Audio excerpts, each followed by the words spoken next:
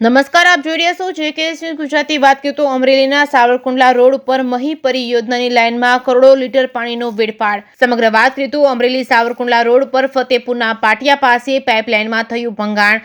હજુ તો ઉનાળાની શરૂઆત જ માં પાણીનો વેડફાટ આવ્યો સામે. ચાલુ ઉનાળામાં પાણીની જો તંગી સર્જાય તો આની માટે જવાબદાર કોણ રહેશે?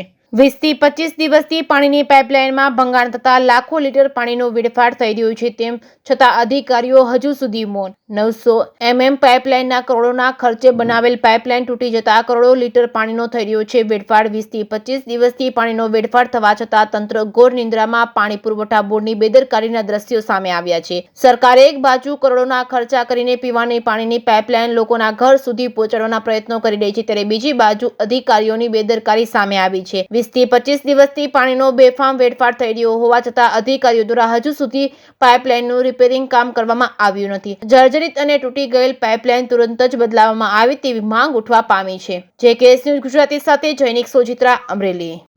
નાથાલાલ સુખડિયા આજે ફતેપુરના પાટિયા પાસે છેલ્લા 25 દિવસથી 900 mmની હેવી નર્મદા મહીની પાઇપલાઇનમાંથી પીવાના પાણીનો એટલો બધો બગાડ કરવામાં આવી રહ્યો છે કે જે તંત્રના બેદરકાર નાયબ કાર્યપાલક ઇજનેર અમરેલી તાલુકા વિભાગ 1ના પાણી પુરવઠાના બેદરકારીના કારણે છેલ્લા 25 દિવસથી આ મહામૂલું કે જે અત્યારે ઉનાળાનો સમય શરૂ થવા જઈ રહ્યો છે ત્યારથી પાણીની ઘણી બધી સમસ્યાઓ ઊભી થઈ છે.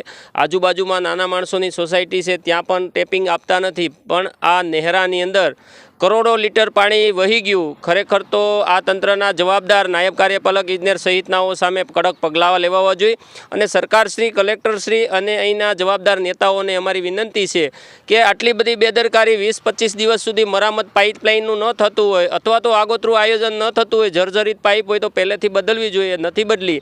એના કારણે આટલું મહામૂલું પાણી બગડી રહ્યું છે. એના માટે તંત્રના જવાબદાર સામે પગલાં લેવાય અને અમારી રજૂઆત છે કે સત્વરે આ વિસ્તારના નાની સોસાયટીઓમાં પીવાના પાણીની વ્યવસ્થા થાય અને આ પાઇપલાઇનને રિપેર તાત્કાલિક કરવામાં આવે અને આ પાણીનો બગાડ થતો અટકાવે એવું અમારા મીડિયા અને સરકારશ્રીના માધ્યમથી અમારી સરકારશ્રીને વિનંતી છે.